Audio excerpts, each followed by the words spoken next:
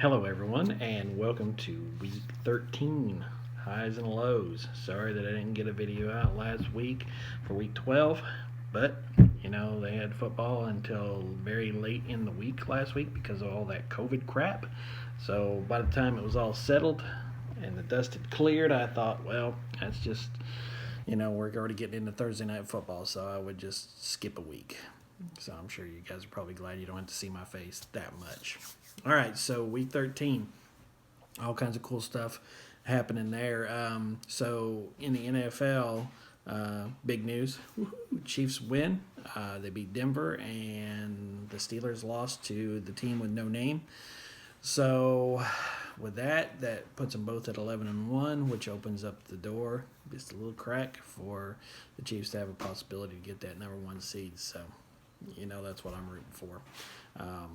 A lot of good football this year. I am very surprised with the way things have went, considering the COVID roller coaster that we've been on. But it has turned out to be a very good season, so I'm very thankful for that. It gives us something to occupy our minds during all of this stuff. So with that said, let's go ahead and get into the XFFL, shall we? So this is a big week for us. But I'm going to start off with talking about the big dog. Okay, the big dog of the week would be Mr. Tony Yan.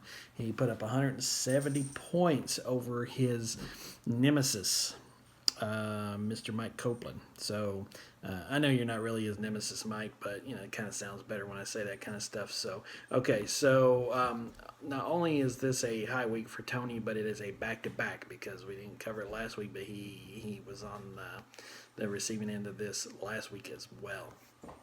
And with that, it also puts him three of those high score weeks or the big dog awards for the year. So Tony's still kicking butt. He's living up to the name of the team, which is Kickers of Butte. So he is doing that right now, even though we like to make fun and call him Lickers of Butte, which that's also appropriate. All right, so got the Dead Ass Last Award, which goes to Mr. Carter Pittman. So Carter Pittman, you are the lucky recipient of the Dead Ass Last Award this week. You put up a whopping 90 points. Not good for the reigning champ to put up 90 points. He got a spanking from his daddy, Mr. Coach Carl. He put the whooping on his boy this week, so showed no mercy. Even though it didn't really help Carl as far as the playoff run was concerned, it was probably still nice to have bragging rights in the house. Am I right? So that's out of the way. Now, with that 90 points, though, I want to say this. That is not the lowest of the year. The lowest of the year was Bo. Bo had a whopping 67 points. That is the lowest dead-ass last score of the season. Way to go there, Tennessee Big Guns. And if we want to go back to the Big Dog Award, the best one for this year was me a few weeks ago with 203. Was the highest high score of the year. So doing a little recap of the stuff that's happened throughout the year. So our playoff picture. All right, it has been set. That was week 13. That was the end of our regular season. We are now into the playoffs. So I'm going to go ahead and turn this camera around here. And, well, I thought I could do that. All right, I guess I can't. So I am going to... I don't know why it's not turning the camera around.